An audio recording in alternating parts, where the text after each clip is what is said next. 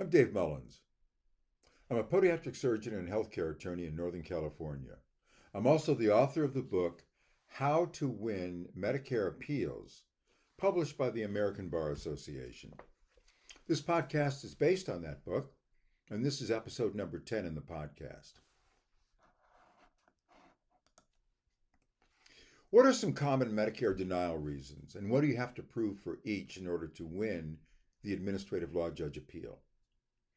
If the MAC says that the service was not medically reasonable and necessary, you have to prove it was.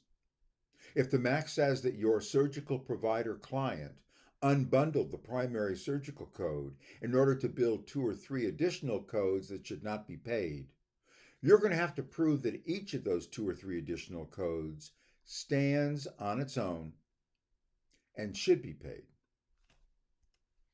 Whatever reason Medicare gives for denying payment, you're going to have to prove the exact opposite is true.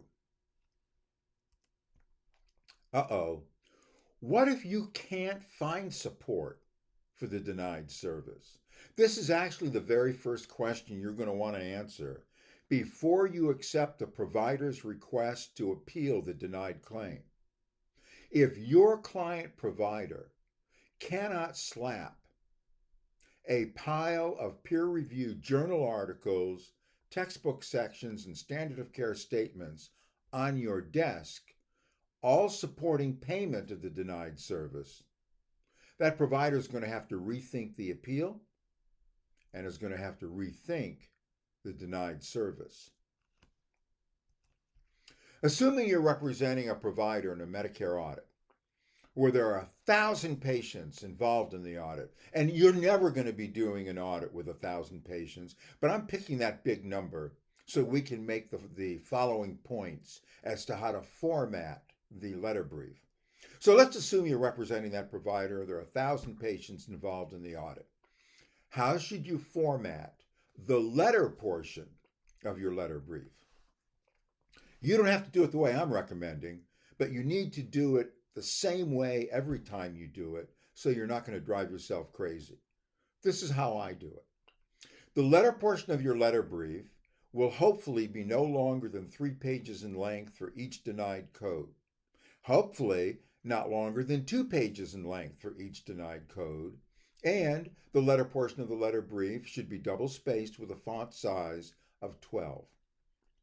In the letter portion of the letter brief, for each code, you're going to include the definition of that code along with a general explanation why that code should be paid for all of the patients in the appeal whose claims were denied based on that code.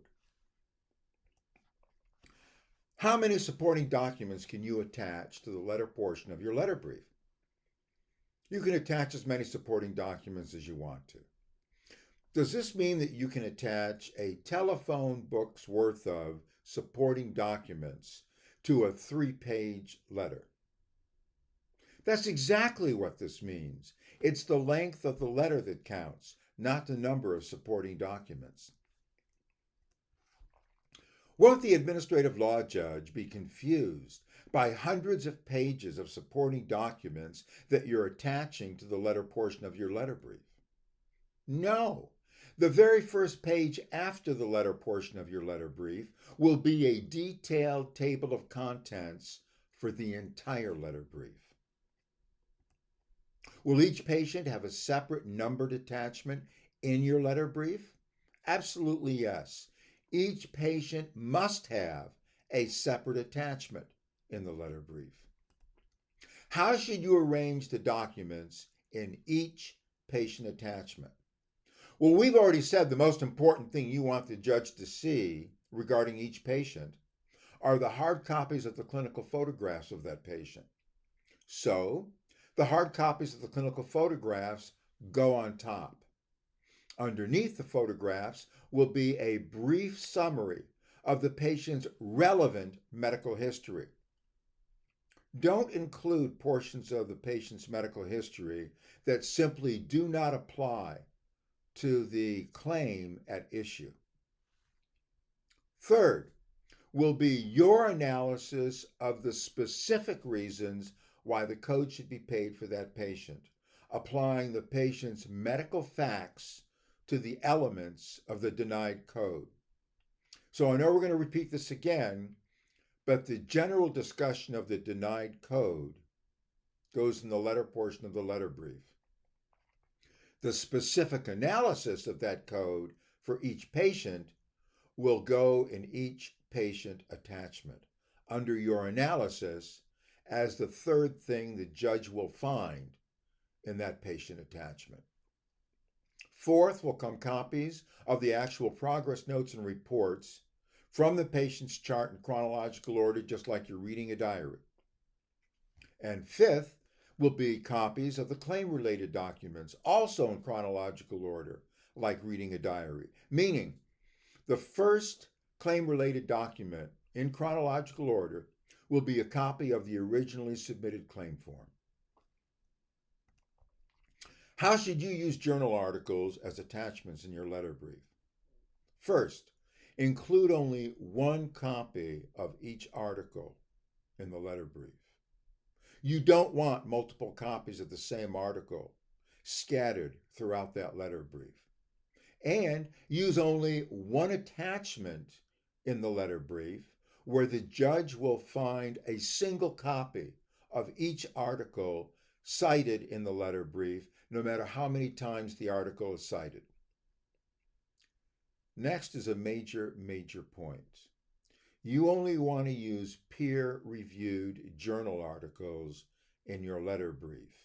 Never, ever use an article published by a manufacturer. When the judge sees that you've included an article published by a manufacturer, that makes the judge skeptical about your entire letter brief and skeptical about you. How should you use textbook sections as attachments in your letter brief? First, I'll tell you that textbooks that are authoritative for a specialty or a business are very persuasive for the ALJs. But you want to use only one attachment for all of the textbook sections that are cited in the letter brief. If a textbook has been published and republished on 4 separate occasions, which edition of the textbook are you going to include in your letter brief? You're going to use the edition published closest to the dates of service at issue and published before the dates of service at issue. There's an exception to this rule that we're going to get to much later in the podcast, but for now, let's stay with this rule. How should you use policy statements of authoritative organizations?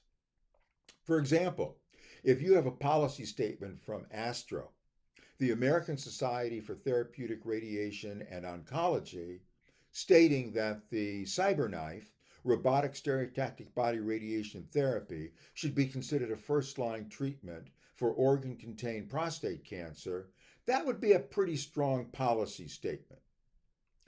If the policy statement, using that example, is smoking gun evidence, meaning it's such a strong piece of evidence that it should determine the outcome of your case, do not bury that policy statement somewhere in a patient attachment. Put that policy statement at the very beginning of your letter and put it in bold. You want to make sure, however, that the policy statement was published by the authoritative organization before the dates of service at issue. So getting back to that policy statement by ASTRO regarding the use of the CyberKnife for prostate cancer, that was a policy statement that I used over and over again in the claims that I appealed, where the services by the radiation oncologists were denied in Colorado, Texas, and California by the Medicare administrative contractors when ASTRO had already approved the use of the CyberKnife for prostate cancer. It was very effective.